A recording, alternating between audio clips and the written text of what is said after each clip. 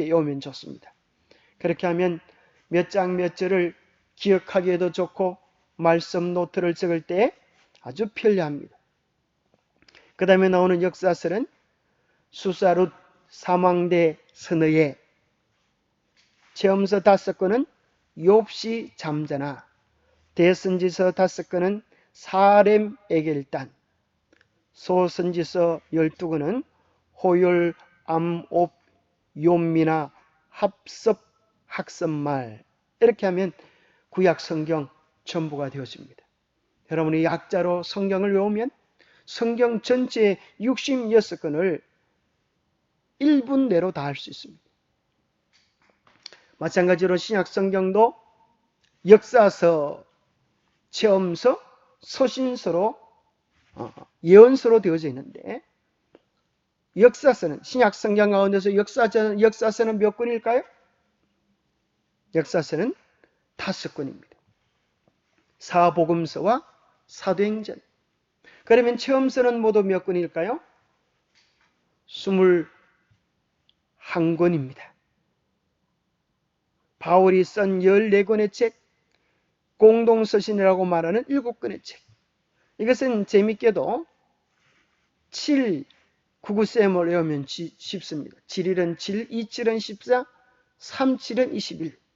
첫 번째 실은 공동서신 7권, 책 이름이 책의 제목입니다.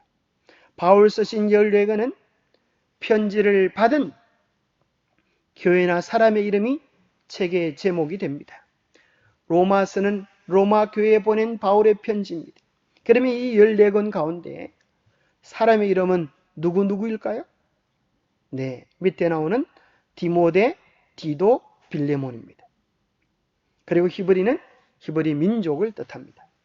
자, 그러면 신약 성경의 마지막 예언서는 무엇일까요? 네, 바로 요한계시록이 신약 성경의 마지막 예언서입니다. 신약 성경의 예언서가 딱 한 권밖에 없습니다. 고로 우리는 요한계시록이 모든 성경의 결론이자 열매라고 하는 중대한 사실과 직면하게 되었습니다. 신약 성경도 약자로 외운다면 마막 눅요행, 롬고 갈렙 빌골 살 딤딤모니. 여러분도 한번 따라해 보시기 바랍니다. 약벳 요 1, 2, 3, 6개 하면 신약 성경이 다 끝이 납니다. 자, 신약 성경을 젠센이라고 하는 아주 유명한 신학자는 차트식 성경 연구를 통하여 성경 전체를 아주 잘 분해해주고 있는데요. 그가 성경을 깊이 연구하다가 발견한 내용이 이것입니다. 신약 성경은 마치 하나의 나무와 같아서 나무가 뿌리, 줄기, 열매가 있는 것처럼 신약 성경도 꼭 그와 같다라고 이렇게 발표를 했습니다. 첫 번째, 신약 성경의 뿌리와 줄기는 역사이다. 뿌리는 사복음서이고 그 중심의 역사는 사도행전이 차지하고 있다. 가지는 이제 둘로 나누어져 있습니다. 좌편, 우편으로 나누어져 있는데, 좌편은 이론에 대한 것이라면 우편은 행함에 대한 것입니다. 그것이 조화롭게 되어져 있다고 하는 것입니다. 좌편이 믿음이라고 하면 우편은 행함에 대한 것입니다. 이론과 실제가 균형을 이루고 있다는 것입니다. 가장 먼저 경험해야 될 것은 이제 구원론입니다. 신약 성경 가운데 구원론에 대한 이론, 체계적이고 집대성해 놓은 책이 뭘까요? 바로 그 책은 로마서와 갈라디아서입니다. 그러면 구원받은 자가 어떻게 살아야 하는가를 보여주는 책은 무엇일까요? 네, 그것은 야고보서와 히브리서입니다. 종교개혁을 일으켰던 루터는 로마서는 좋아했지만 야고보서는 지푸라기 복음이라고 했습니다. 그러나 이것이 지푸라기 복음이 아닙니다. 균형을 이루어야 합니다. 믿음대로 사는 삶에 아름다운 균형이 없다고 하면 우리는 좌로나 우로나 치우쳐서 넘어지게 될 것입니다. 그래서 이브레서 11장에 나오는 위대한 믿음으로 산 기라성 같은 사람들의 삶이 우리도 어떻게 살아야 하는가? 구원받은 사람의 삶의 모습을 이야기해 줍니다.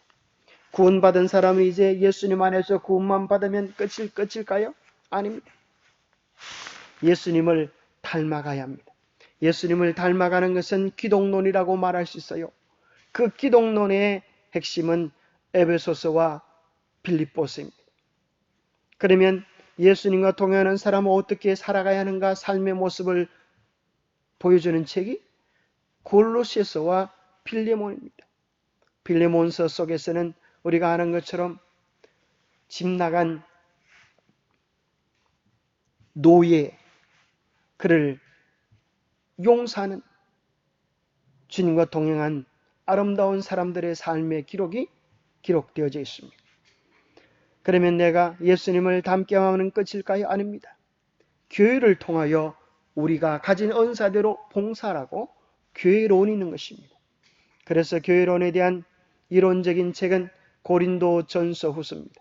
고린도 교회는 문제가 많이 있었습니다. 여전히 우리도 문제가 있지만 우리는 그 모든 문제 해답을 성경 가운데서 발견하게 됩니다. 교회의 실전적인 봉사를 다루어주는 것은 디모데전서, 디모데후서, 디도서, 요한 1, 2, 3서입니다. 여기 보면 교회 안에서 제자 훈련에 대한 것과 집사와 장로의 직분에 대한 것과 또 성도들이 어떻게 교제해야 하는지에 대하여 기록해 주고 있습니다. 그러면 교회를 통하여 봉사하고 수고하면 끝입니까? 아닙니다. 마지막으로 재림론이 있습니다. 흔히 많은 사람들은 이것을 종말론이다 그렇게 이야기하는데 저는 재림론이라고 글자를 바꿔보았습니다. 왠가 하면 종말론, 그러면 말의 뜻이 무엇이죠? 종말, 세상의 마지막이다, 끝이다, 멸망을 선포하는 것입니다. 그러나 멸망을 선포하는 저주보다는 재림론, 예수 그리스도가 다시 오셔서 우리에게 새로운 희망과 기쁨의 세계를 열어준다. 얼마나 더 희망적이고 복된 소식입니까? 재림론에 대한 이론적 부분은 데살로니가 전후서, 재림을 기다리는 성도들이 어떻게 살아야 하는가? 베드로 전서, 후서, 유다서가 이야기해 줍니다. 그 다음에 마지막으로 이제 요한계시록이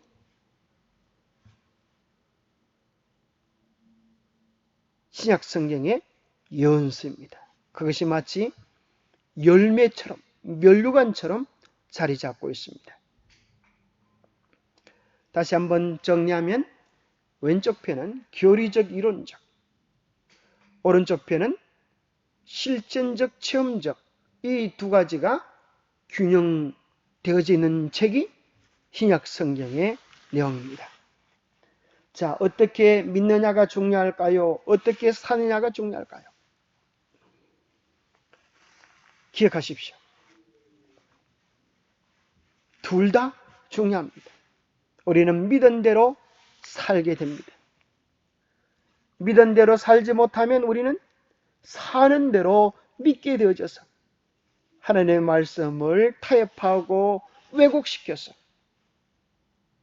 거짓 복음들이 나오게 되는 것입니다. 자,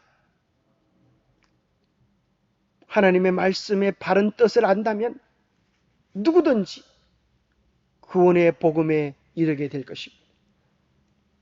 마귀는 하나님의 수많은 백성들이 구원을 얻지 못하도록 그들의 눈을 가리운다고 이야기해 주고 있습니다. 만일 우리 복음이 가리웠으면 망하는 자들에게 가리운 것이다. 그 중에 이 세상 신이 믿지 아니하는 자들의 마음을 혼미케 하여 그리스도의 영광의 복음의 광채가 비치지 못하게 하니 그리스도는 하나님의 형상입니다.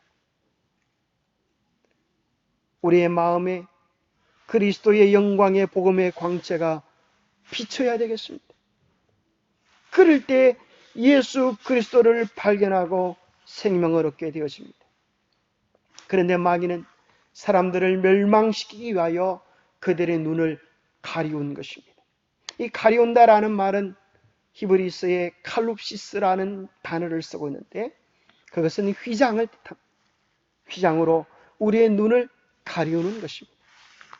그런데 칼룹시스 앞에 접두어 아포를 쓰면 아포칼룹시스라고 하는 단어가 됩니다. 이 단어는 계시라는 것입니다. 계시를 통하여서 하나님은 가렸던 우리의 눈을 열어서 구원을 선포해 주시고 그 구원의 복음의 광채가 비칠 때에 사람들이 이제 비로소 영적 실상을 깨닫고 구원을 얻을 수가 있게 되어집니다. 마귀는 우리의 눈을 가려 이 구원을 얻지 못하게 하고 하나님은 우리의 눈을 가리웠던 휘장을 걷어내어 구원의 복음을 경험하도록 하십니다. 계시는 곧 휘장을 벗기는 것입니다. 우리의 편견을 벗기고 오해를 벗기고 고집을 벗길 때 하나님의 복음은 올바르게 우리의 심령을 향하여 말씀하실 수 있습니다. 그래서 벗겨서 보이시는 것, 그것이 계시입니다. 요한 계시록은 모든 성경의 결론이자 하나님의 놀라운 선악의 대정티의 비밀을 열어 보여주는 복음의 신비의 총체입니다. 그것은 요한 계시록이기보다 성경 요한 계시록 1장 1절에 보면 예수 그리스도의 계시라고 선포해주고 있습니다. 이 계시의 주체는 예수 그리스도이십니다. 이는 하나님이 그에게 주사 반드시 속히 일어날 일들을 그 종들에게 보이시려고 그의 천사를 그종 요한에게 보내어 알게 하신 것이라. 요한계시록은 그 주제와 선포자가 예수 그리스도이십니다. 예수 그리스도의 계시라. 예수의 계시록입니다. 이 계시록을 바르게 이해할 때에 우리는 선악의 대정투의 비밀과 우리가 마땅히 해야 할 바, 갈 바를 알게 되어집니다. 그러나 마귀는 우리의 영적 눈을 가리워서 이 말씀이 풀어지지 못하도록 미혹하고 있습니다. 그러니 잘못된 가르침, 신천지에 미혹되어지는 이유가 이것입니다. 진짜를 알지 못하니까 가짜의 미혹이 되어집니다. 성경 가운데 요한계시록의 전편 같은 요한계시록과 가장 많은 공통점을 가지고 있는 책이 있는데 그것이 다니엘서입니다. 이 두 책은 마치 쌍둥이 책처럼 우리에게 많은 비밀들을 계시해 줍니다. 다니엘서를 모르고 요한계시록을 풀 수가 없습니다. 그래서 우리는 이 마지막 시대에 예수님이 오시기 임박한 때에 이 두 책에 대한 바른 이해가 필요합니다. 왜냐하면 바로 이 시대를 위하여 기록된 책이기 때문에 그런 것입니다. 나무를 왜 심습니까? 열매를 얻기 위함이 있습니다. 그런데 1년 내에 수고를 했지만 열매를 하나도 거두지 못한다면 얼마나 마음이 아프고 허전하겠습니까? 신약 성경의 결론, 모든 역사서의 결론, 모든 체험서의 결론, 모든 복음서의 결론, 그것이 요한계시록입니다. 사복음서의 주제는 예수 그리스도이십니다. 예수 그리스도를 우리의 마음의 구주로 모실 때에 은혜의 왕국이 우리 안에 이루어집니다. 예수 그리스도를 내 마음의 왕으로 모실 때에 우리는 영원한 생명을 경험하게 됩니다.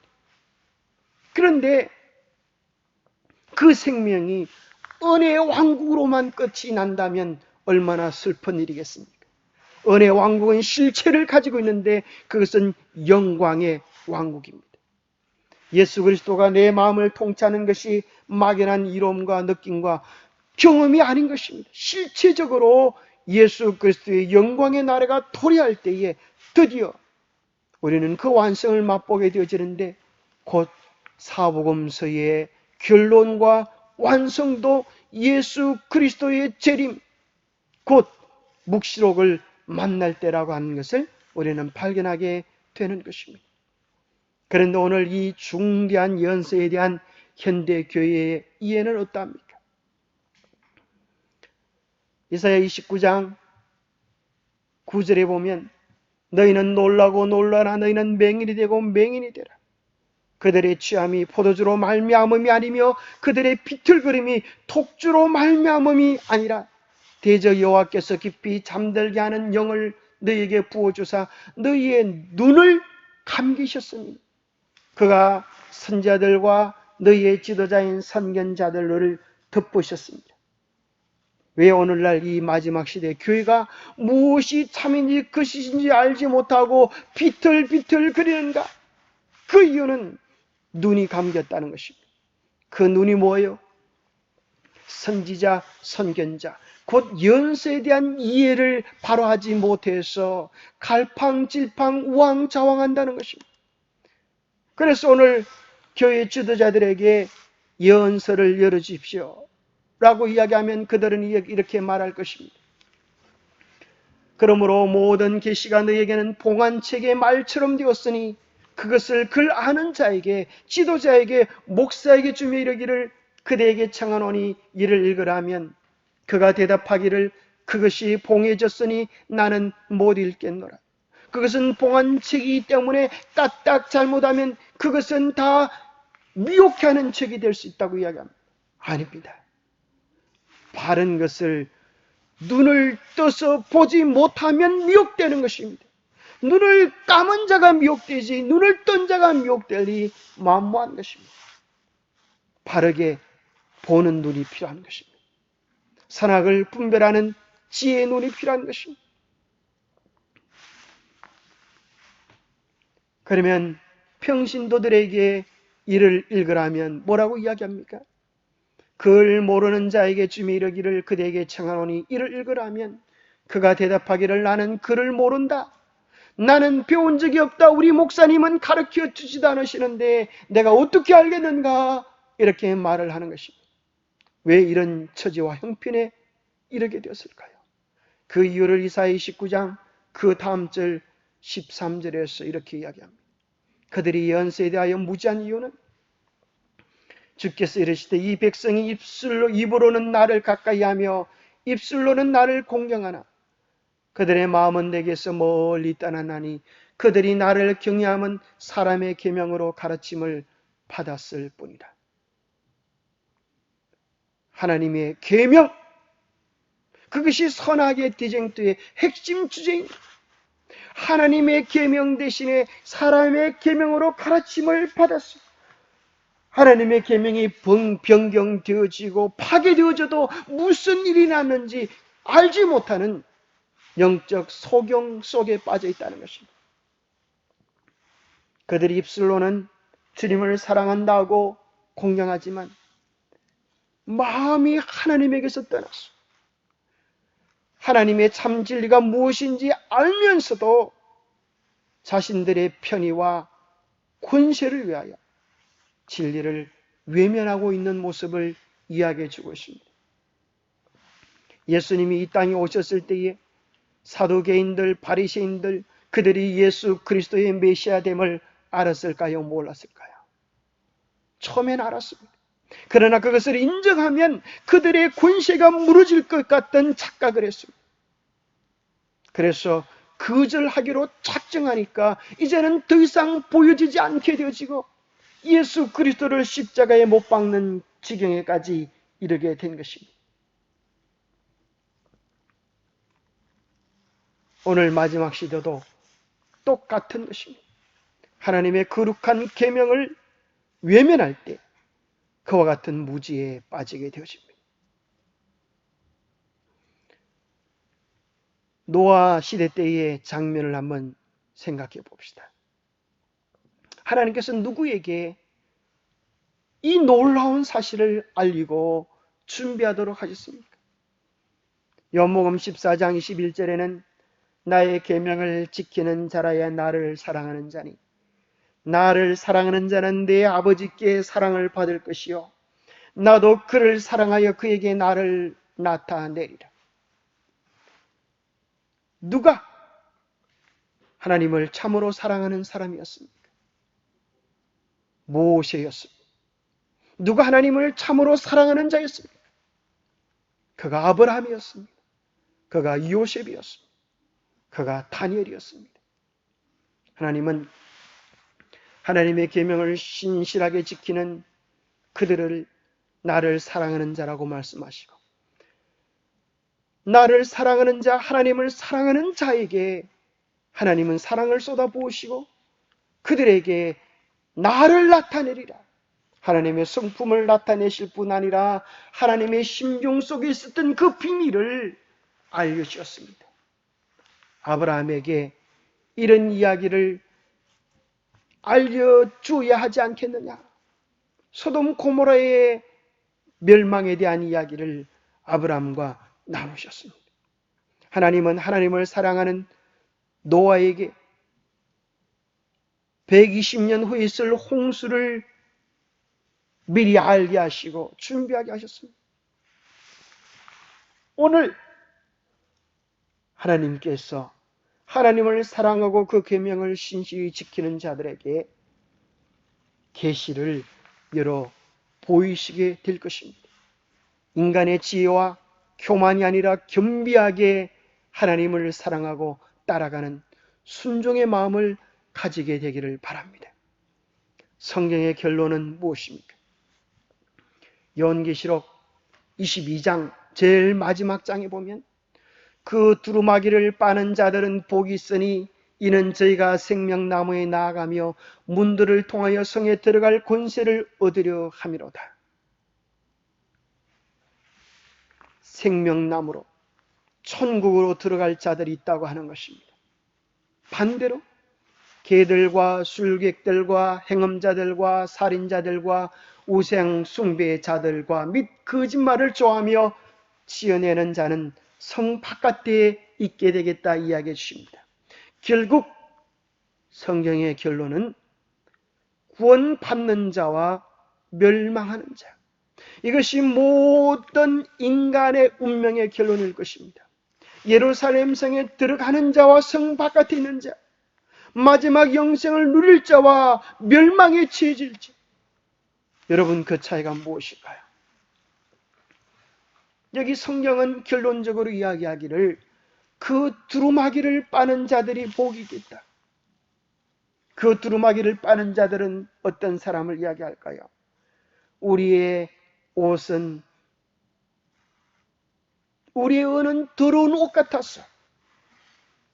죄악 속에 더럽혀져 있습니다. 곧 예수 그리스도를 우리의 개인의 구주로 받아들임으로 예수 그리스도의 보혈의 피가 우리의 옷을 정결케 할 수가 있습니다. 그런 다음에 주님의 은혜에 감사하여서 우리의 삶을 성령의 인도하심을 따라 한 걸음 한 걸음 순종하는 길로 나아가야 하지 않겠습니까? 그래서 두루마기를 빠는 자들을 한글 킹제임스 버전에 보면 계명을 행하는 자들이다라고 이야기해 주고 있습니다. 그저 입으로만 예수님 믿는다고 하는 자가 아니라 예수님을 믿는 그 삶이 신앙이 삶으로 열매 맺는 자, 그들은 성에 들어갈 넉넉한 권세를 얻게 될 것입니다. 성에 들어오지 못할 자들을 이야기하기를 술객, 행음자, 살인자, 우상숭배, 거짓말을 좋아하며 지어내는 자라고 이야기해 주고 있는데 이들의 공통점이 무엇일까요?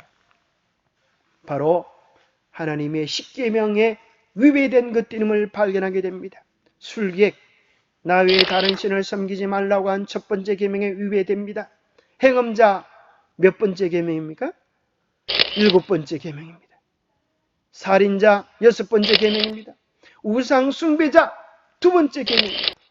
거짓말하는 자 바로 9번째 계명입니다. 그 10계명의 조항에 위배된 자들이 하나님의 성에 들어가지 못할 것을 성경은 이야기해 주고 있습니다. 우리가 믿는다고 말하는 입술의 고백이 아닙니다. 나더러 주여 주여 하는 자마다 다 들어갈 것이 아니요 다만 하늘에 계신 내 아버지의 뜻대로 행하는 자라야 들어가리라. 하나님의 그 뜻, 그것이 하나님의 십계명 속에 나타나 있습니다. 모든 성경이 다 하나님의 말씀이지만 하나님이 친히 손가락으로 쓰신 것은 십계명밖에 없습니다. 그 십계명이 하나님의 뜻이지 않습니까? 그날에 많은 사람이 내 이름으로 귀신을 쫓아내며 내 이름으로 선지자 노릇하며 그렇게 하였는데 왜 나를 모르십니까? 할 때에 우리 주님은 내가 너희를 도무지 알지 못하노니 불법을 행하는 자들아 내게서 떠나가라 하십니다. 불법! 하나님의 계명을 위배하고 어기는 자들, 불순종하는 자들에게 내게서 떠나가라라고 선고하실 것입니다. 그러면 걔들은 무엇일까요? 그것은 비유적인 표현입니다.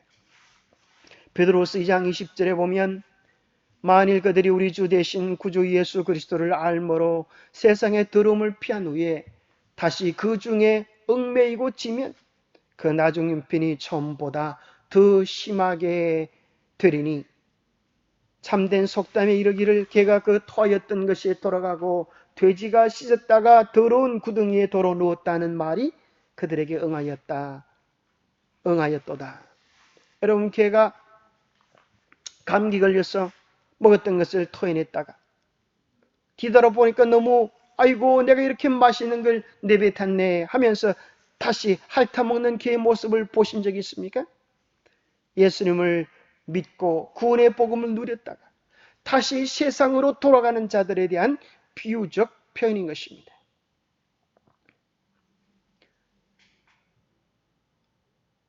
대쟁투의 중심, 산악의 대쟁투의 중심, 마귀가 궁극적으로 공격하려고 하는 것은 하나님의 정부입니다.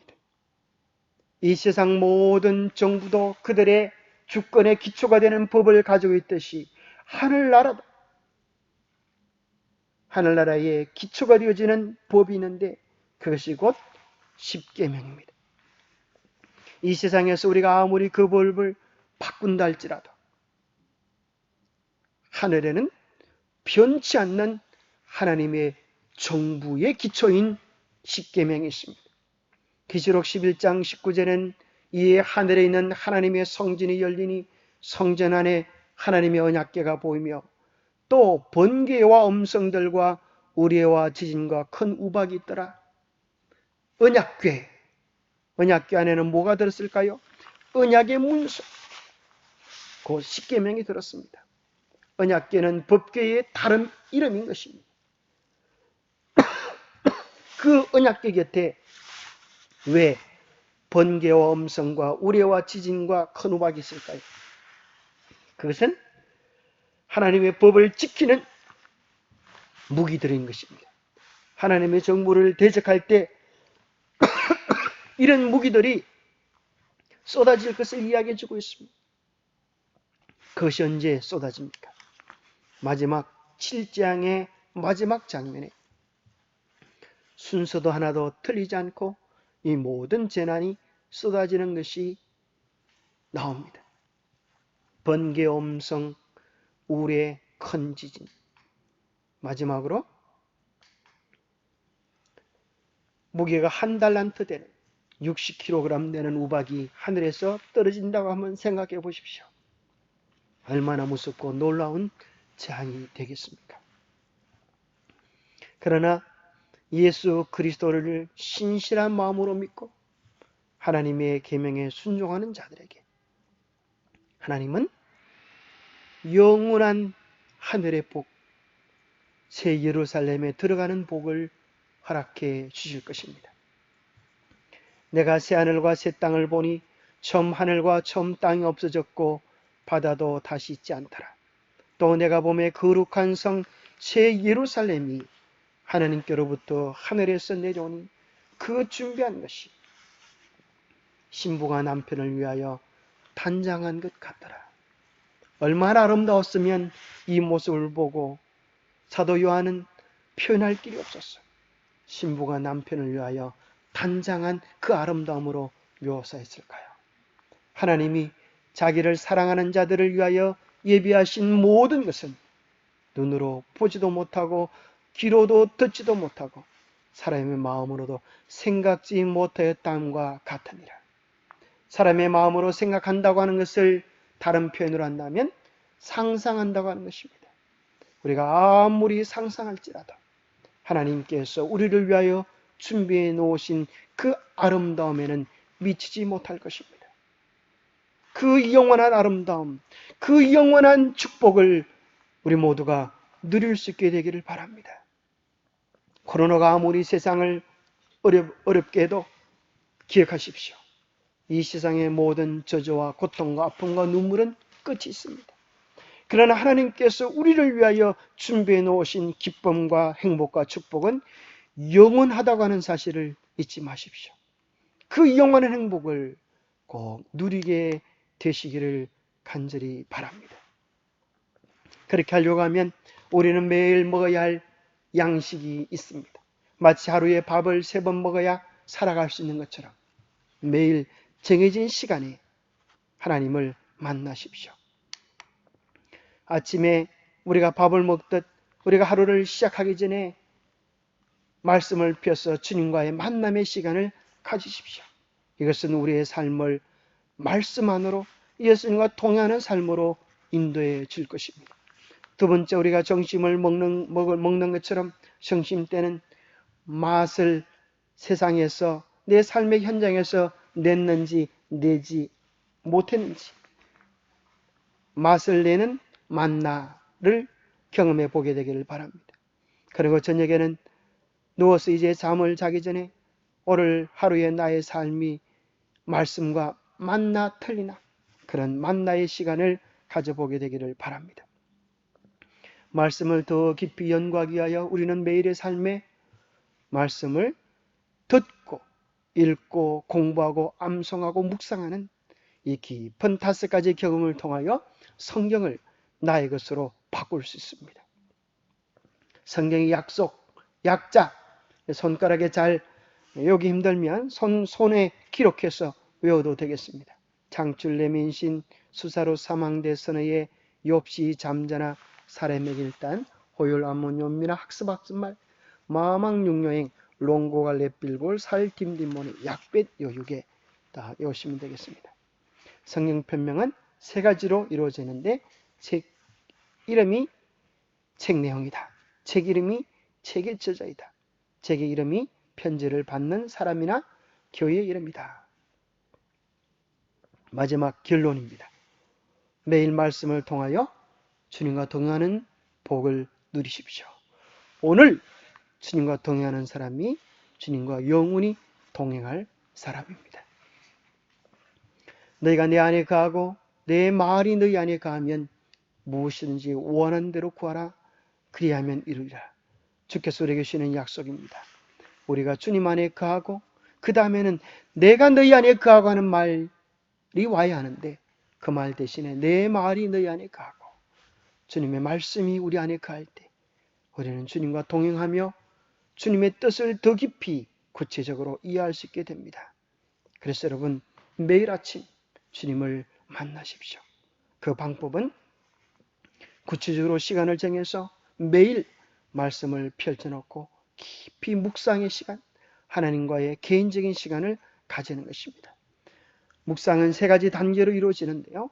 관찰, 육화 원칙에 따라서 이 말씀 속에 주님의 뜻이 어떻게 기록되는지, 주님의 품성이 어떻게 나타내는지, 언제 그 육화 원칙,